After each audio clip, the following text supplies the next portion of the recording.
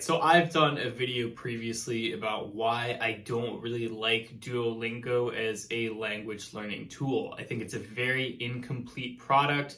It's not really designed to teach you a language completely.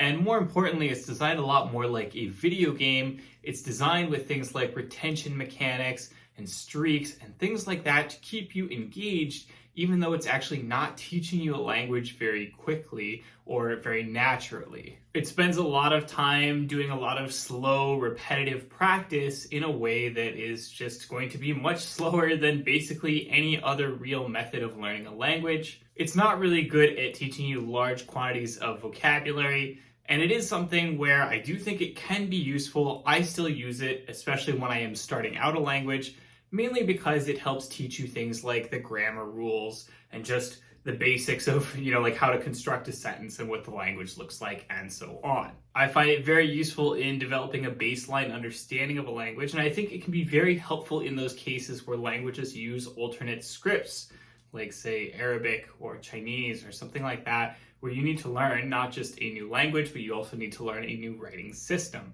And that can obviously take some time, and Duolingo can be pretty helpful with that. This year was a huge failure for me as a language learning year.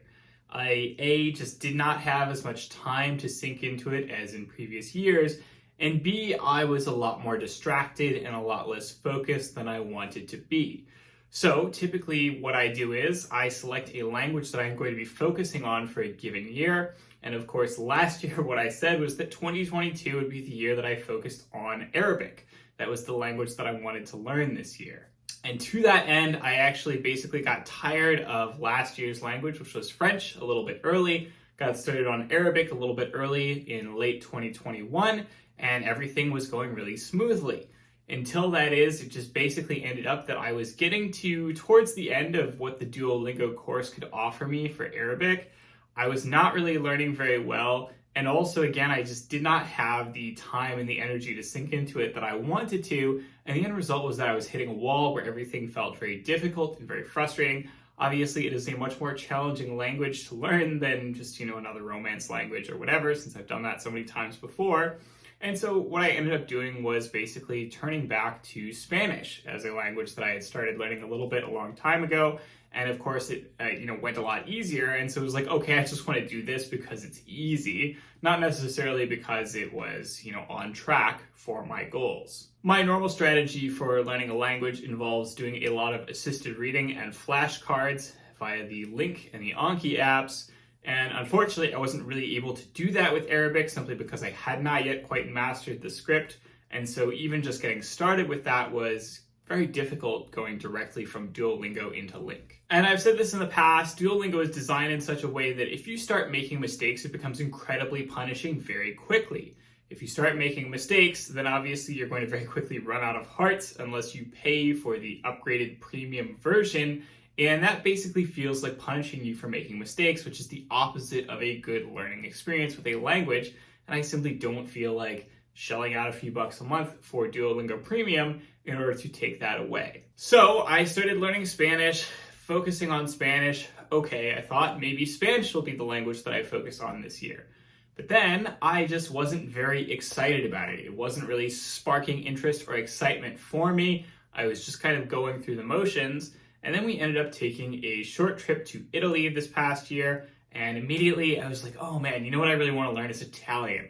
So I started sitting down and reading Italian, and I really enjoyed that a lot more. And the end result is that while, of course, I did end up pivoting twice in the year, I did end up finding a language that I enjoyed a lot more, which is Italian, and I focused on that for, I would say, about half of the year. Of course, the end result is that I did not make a lot of progress in Italian. I did not have a lot of energy and time to focus on it this year. And so I was really only doing the bare minimum in most cases.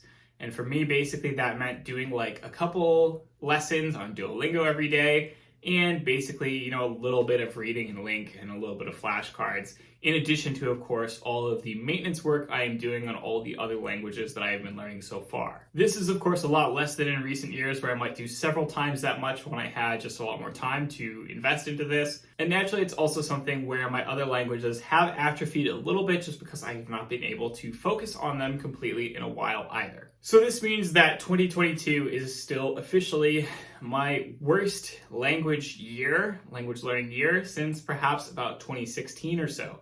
It has really been a while since I have been so bad about making progress towards my language learning goals. However, I do want to say that while this is in many ways a video about failure, about mistakes, about not being dedicated, about pivoting too much, there is a little bit of a silver lining. Which is to say that I recently got an email from Duolingo. Duolingo does their year-end review thing, much like many apps do nowadays. And so despite the fact that basically all I was doing was a bare minimum amount of Italian for about, I would say about half the year, maybe a little bit more, I was, not terribly surprised because I kind of had a hunch already, but I was a little bit surprised to see the stats. So basically, Duolingo ranks you in terms of how many points you earned compared to all users of the language, all learners of the language. And what I found is that I was in the top 4%. I was in the top 4% for just doing 2 lessons a day, something which takes me about 5 or 10 minutes, depending. Which is, again, not very much practice at all, but it still put me in the top 4%. And I kind of had a suspicion of this because this is actually a pretty common lesson that is pretty hard for people to internalize, which is to say that if you are doing any amount of practice at all, and if you are doing it consistently in any skill whatsoever, you are going to be better than the vast majority of people out there who basically just don't do anything, or maybe they pick it up a little bit for a little bit of time, they're not consistent, and then they drop off. The fact is that consistency is always going to put you in that very, very top few percentage points, even if you're not doing very much, because that's just what consistency means. Consistency is more important than anything else. If you can do something consistently, you're going to be better than, I would say, on average, at least 90% of the people out there.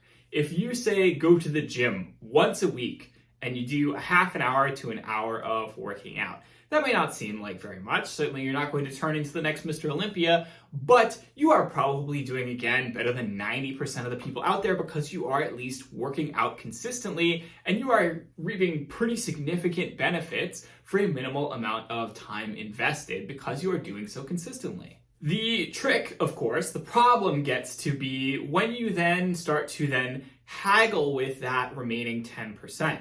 It's where you start to say, you know what, I don't want to just be in the top 10%, I want to be in the top 1%, I want to be in the top 0.1%, I want to be in the top 0.01%. That's where you start having to compete with people who are a lot more dedicated by definition. This is a small fraction of the overall population that will have that level of dedication, and you shouldn't feel bad for not measuring up to them perfectly all the time. Because again, you are missing the forest for the trees, which is that at a bare minimum, you're already doing more than the vast majority of people who are alive.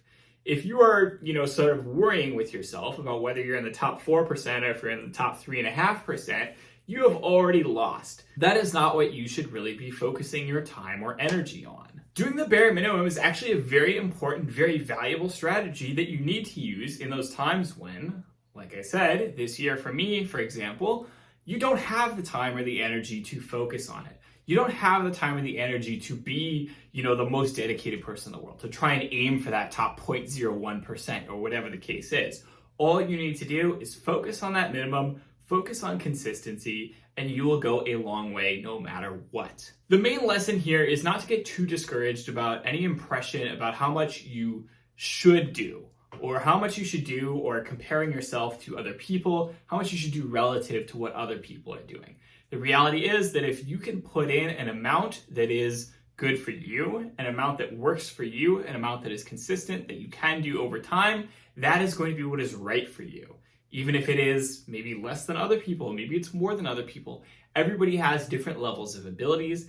Everyone has different levels of just what they can bring to the table in terms of energy, time, availability, and so on. Focus on consistency over intensity. Focus on the process over just accomplishing arbitrary goals. Commit yourself realistically to an achievable level of practice in the long run. And you should consider yourself a success when you stick to that level of practice and not when you achieve arbitrary goals. So that is all for this week's video. I hope that you enjoyed it. As always, if you liked this video, don't hesitate to like, comment, subscribe.